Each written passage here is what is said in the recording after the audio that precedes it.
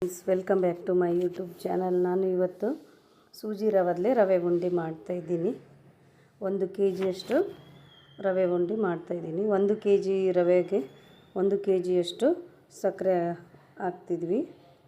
ಅದು 2 kg ಪ್ರಮಾಣದಾಗ ಆಗುತ್ತೆ.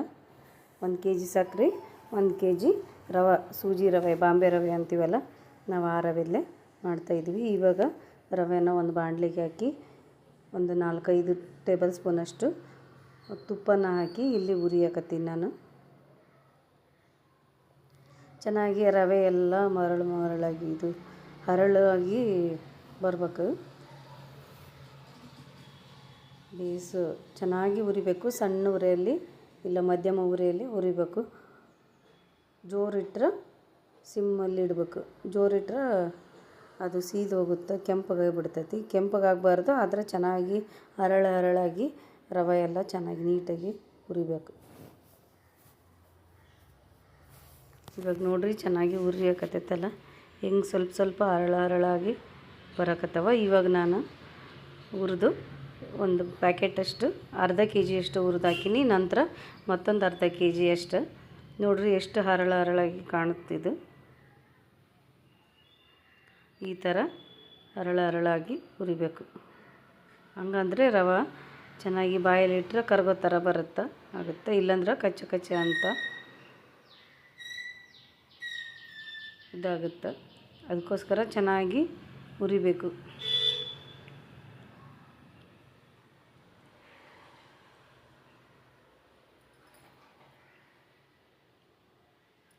ಇಲ್ಲಿ ನಾನು ಮಧ್ಯಮ ಉರಿಯಾಗಿ ಇಟ್ಕೊಂಡು ಹುರಿಯಕತ್ತೀನಿ ರವೆನ. ರವೆ ಎಲ್ಲ ಚೆನ್ನಾಗಿ ಹರಳಾಗಿ ಹುರಿದಾಯ್ತು. ನಂತರ ಇಲ್ಲಿ ಪಾಕ ಮಾಡ್ಕೊಳಕ್ಕೆ 1 kg ಸಕ್ಕರೆಗೆ 1 kg ರವೆಗೆ 1 kg ಸಕ್ಕರೆ ಹಾಕ್ತಿದ್ದೀನಿ ನಾನಿಲ್ಲಿ. ಸಕ್ಕರೆ ಜಾಸ್ತಿ ಇತ್ತಲ್ಲ, ಅದಕ್ಕೆ ಪಾವು ಲೆಕ್ಕಕ್ಕೆ ಹಾಕಿದೆ. 3 ಪಾವು ಸಕ್ಕರೆ ಹಾಕಿನಿ ಇವಾಗ. ನಂತರ ಅದಕ್ಕೆ ನೀರು, ಸಕ್ಕರೆ ಮುಳುಗುವಷ್ಟು ನೀರು ಹಾಕ್ಕೋಬೇಕು. ಇವಾಗ ನಾನು ಸಕ್ಕರೆನ ಮುಳುಗುವಷ್ಟು ನೀರು ಹಾಕಕತ್ತೀನಿ. ನೀರು ತೀರಾ ಕಡಿಮೆ ಹಾಕಿದ್ರೆ ರವೆ ಹುರಿದಿರ್ತೀವಲ್ಲ, ಅವು ಎಲ್ಲ ಬೇಸ್ ನೆನ್ಕನಲ್ಲ. ಅವು ಚೆನ್ನಾಗಿ ನೆನಿಬೇಕಂದ್ರೆ ಸ್ವಲ್ಪ ಪಾಕ ನೀರು ಜಾಸ್ತಿ ಹಾಕ್ಬೇಕು. ಅಂದರೆ ಪೂರ್ತಿ ಜಾಸ್ತಿ ಹಾಕಬಾರ್ದು, ಸಕ್ಕರೆ ಮುಳುಗುವಷ್ಟು ನೀರು ಹಾಕ್ಬೇಕು. ನೋಡಿರಿ, ಇಷ್ಟು ನೀರು ಹಾಕಿದರೆ ಸಾಕು. ಹಂಗೆ ಬಾಯಲ್ಲಿಟ್ಟರೆ ಕರಗೋ ಥರ ಆಗ್ತವೆ. ನಾನು ಇಲ್ಲಿ ಕೊಬ್ಬರಿ ತುರಿನ ಹಾಕಿದ್ದೀನಿ, ಒಣ ಕೊಬ್ಬರಿ ತುರಿನ. ಈಗ ಒಲೆ ಹಚ್ಚಿ ಅದನ್ನ ತಿರುಗ್ಕೊಂತ ಇರಬೇಕು. ಅದೆಲ್ಲ ಸಕ್ಕರೆ ಎಲ್ಲ ಚೆನ್ನಾಗಿ ಕರಗಿ ಪಾಕ ಬರ್ಬೇಕದು. ಅಲ್ಲಿ ತನಕ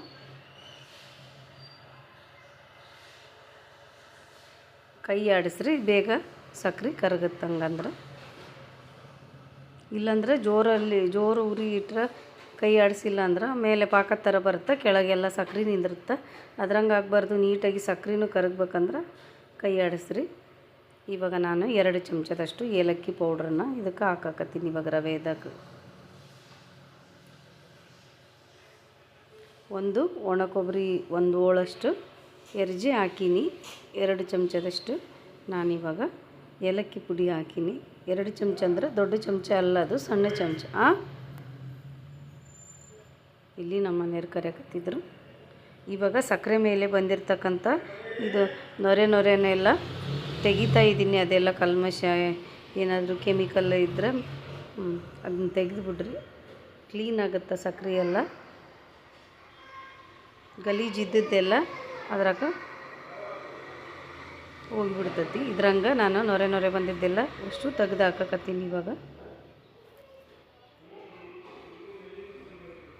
ಈ ಥರ ಬಂದರೆ ನೀವು ಕೂಡ ತೆಗೆದಾಕ್ಬಿಡಿ ಅದನ್ನ.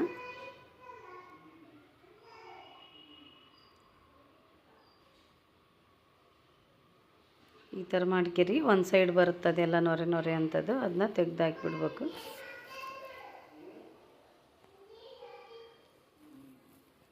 ನೋಡಿ, ಈ ಥರ ತೆಗೆದಾಕಿ ಅಷ್ಟು ನೊರೆ ಎಲ್ಲ ಕ್ಲೀನ್ ಆಗೋ ತನಕ ತೆಗೆದಾಕಿಬಿಡ್ರಿ. ಪಾಕ ಎಷ್ಟು ಕಲರ್ ಹೆಂಗಿತ್ತದೆಲ್ಲ ಹೊಲಸು ಕಾಣ್ತಾ ಇತ್ತು. ಈಗ ನೋಡ್ರಿ ಎಷ್ಟು ಕ್ಲೀನಾಗಿ ಕಾಣಕತ್ತೈತಿ ಅದು ನೊರೆ ಎಲ್ಲ ಹೋದ್ಮೇಲೆ ಪಾಕ.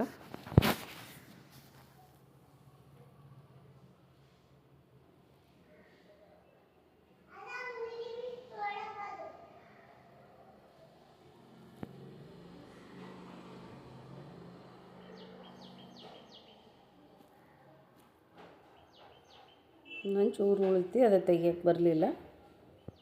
ನಾನು ಆಮೇಲೆ ಮತ್ತೆ ಸ್ವಲ್ಪ ಹಿಂಗೆ ಕೈ ಆಡಿಸಿದ ಮೇಲೆ ಮತ್ತೆ ಒಂದು ಸೈಡ್ ಬರುತ್ತೆ ನೊರೆ ನೊರೆ ಅಂಥದ್ದು, ಆವಾಗ ಮತ್ತೆ ತೆಗೀರಿ. ಇವಾಗ ಪಾಕ ಚೆನ್ನಾಗಿ ಕುದಿಲಿಕ್ಕತ್ತೈತಿ. ಇನ್ನೂ ಇದು ಬಂದಿಲ್ಲ. ಪಾಕ ಬರ್ಬೇಕಂದ್ರೆ ಒಂದು ಎಳೆ ಪಾಕ ತೊಗೋಬೇಕು. ಪೂರ್ತಿ ಜಾಸ್ತಿ ಕಾಯಿಸಬಾರ್ದು. 2 ಎಳೆ ಪಾಕ ತಗೊಂಡ್ರೆ ರವೆ ಉಂಡೆ ಕಲ್ಲು ಆದಂಗೆ ಗಟ್ಟಿ ಆದಂಗೆ ಆಗ್ತವೆ. ಅದರಿಂದ 1 ಎಳೆ ಪಾಕ ಬಂದ ತಕ್ಷಣ ಕೆಳಗೆ ಇಳಿಸಿಬಿಡಿ.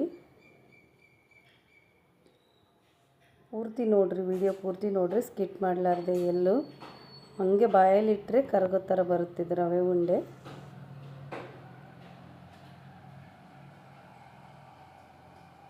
ಇನ್ನೂ ಬಂದಿರಲಿಲ್ಲ.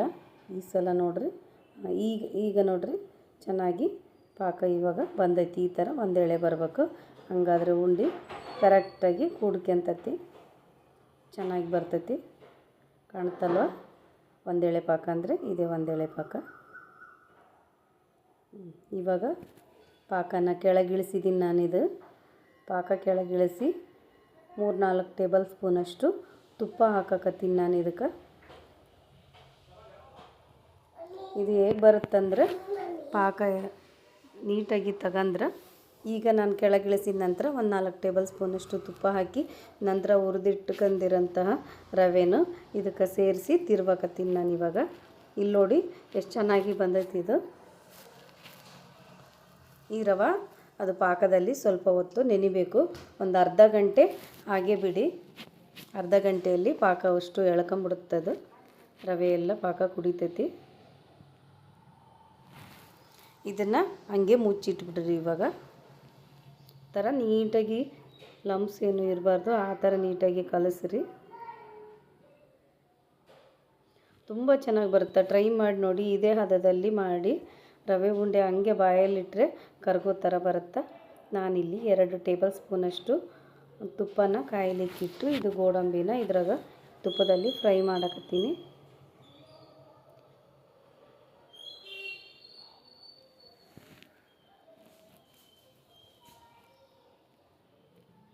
ಇದು ಒಂಬಣ್ಣಕ್ಕೆ ಬರೋ ತನಕ ಹಾಗೆ ಫ್ರೈ ಮಾಡಿ. ಸಣ್ಣ ಉರಿಯಲ್ಲಿ ಇಟ್ಕೊರಿ, ಇಲ್ಲ ಮಧ್ಯಮ ಉರಿಯಲ್ಲಿ ಇಟ್ಕೊರಿ.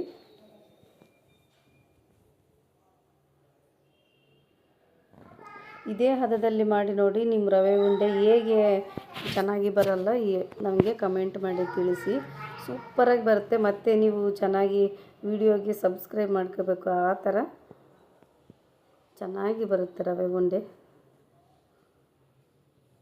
ನಮ್ಮ ಚಾನಲ್ನ ಸಪೋರ್ಟ್ ಮಾಡಿ, ಸಬ್ಸ್ಕ್ರೈಬ್ ಮಾಡ್ಕೊರಿ, ಲೈಕ್ ಮಾಡಿ, ಶೇರ್ ಮಾಡಿ, ಕಮೆಂಟ್ ಮಾಡಿರಿ. ಇದರಿಂದ ರವೆ ಉಂಡೆ ಯಾರಿಗೂ ಎಂಥ ಅಡುಗೆ ಬರಲಾರ್ದವ್ರಿಗೂ ರವೆ ಉಂಡೆ ಬರುತ್ತೆ. ಅಷ್ಟು ಚೆನ್ನಾಗಿ ಬರುತ್ತಿದ್ದು. ಟ್ರೈ ಮಾಡಿ ನೋಡಿರಿ. ಇದೇ ಹದದಲ್ಲಿ ಮಾಡಿರಿ, ನಿಮಗೆ ಗೊತ್ತಾಗುತ್ತೆ.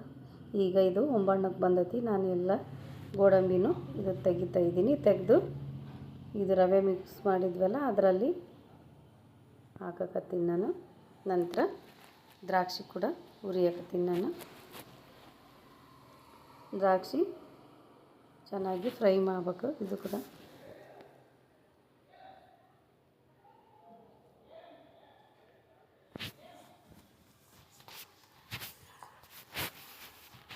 ಎಷ್ಟು ಸಾಫ್ಟಾಗಿ ಬರುತ್ತೆ ಈ ರವೆ ಉಂಡೆ ಅಂದ್ರೆ ಬಾಯಲ್ಲಿಟ್ಟರೆ ಹಂಗೆ ಕರ್ಗೋಗ್ಬೇಕು, ಆ ಥರ ಬರುತ್ತೆ. ಟ್ರೈ ಮಾಡಿ ನೋಡಿರಿ. ಹಾಲು ಹಾಕಿ ಮಾಡ್ತಾರೆ ರವೆ ಉಂಡೆ, ಅದು ಭಾಳ ದಿನ ಇರಲ್ಲ, ಬೇಗ ಹಾಳಾಗುತ್ತೆ. ಈ ವಿಧಾನದಲ್ಲಿ ಮಾಡಿದರೆ 15 ದಿನ ಇಟ್ಟರು ಈ ರವೆ ಉಂಡೆ ಹಾಳಾಗಲ್ಲ, ಚೆನ್ನಾಗಿರುತ್ತೆ. 15 ದಿನ 20 ದಿನ 15 ದಿನ ಅಂತೂ ಆರಾಮ್ಸೆ ಇಟ್ಕೋಬೋದು, ತಿನ್ಬೋದು. ಈಗ ಇದು ದ್ರಾಕ್ಷಿ ಎಲ್ಲ ಚೆನ್ನಾಗಿ ಫ್ರೈ ಆಗಿತ್ತು. ಅದೇ ಇದಕ್ಕೆ ರವೆ ಮಿಕ್ಸ್ಚರಿಗೆ ಮಿಕ್ಸ್ ಮಾಡಿದ್ದೆ ನಾನು. ಮಿಕ್ಸ್ ಮಾಡಿ ಇದನ್ನು ಚೆನ್ನಾಗಿ ಕಲಸಿ ಮೇಲೆ ಹಾಕಿದ್ದೀನಲ್ಲ ಅದೆಲ್ಲ ಪಾಕ ಅದು ಎಲ್ಲ ನೀಟಾಗಿ ಕಲಸ್ರಿ. ಇವಾಗ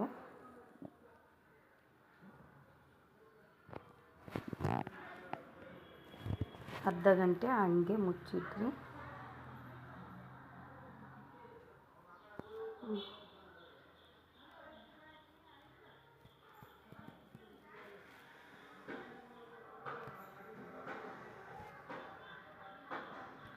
ಮುಚ್ಚಿಟ್ಟು ಇವಾಗ ನಾನು ಅರ್ಧ ಗಂಟೆ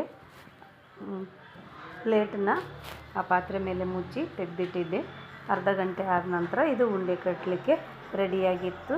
ಇವಾಗ ಉಂಡೆಯನ್ನು 1 ಬೈ 1 ಕಟ್ಟಕತ್ತೀನಿ ನೋಡ್ರಿ. ಇವಾಗ ಸೂಪರಾಗೈತೆ. ಮಕ್ಕಳು ಕೂಡ ಇಷ್ಟಪಡ್ತಾರೆ, ದೊಡ್ಡವರು ಕೂಡ ಇಷ್ಟಪಡ್ತಾರೆ. ಮಾಡಿರಿ, ತಿನ್ಕರಿ. ಹೇಗೆ ಬಂದಿದೆ ಅಂತೇಳಿ ಕಮೆಂಟ್ ಮಾಡಿ ತಿಳಿಸ್ರಿ.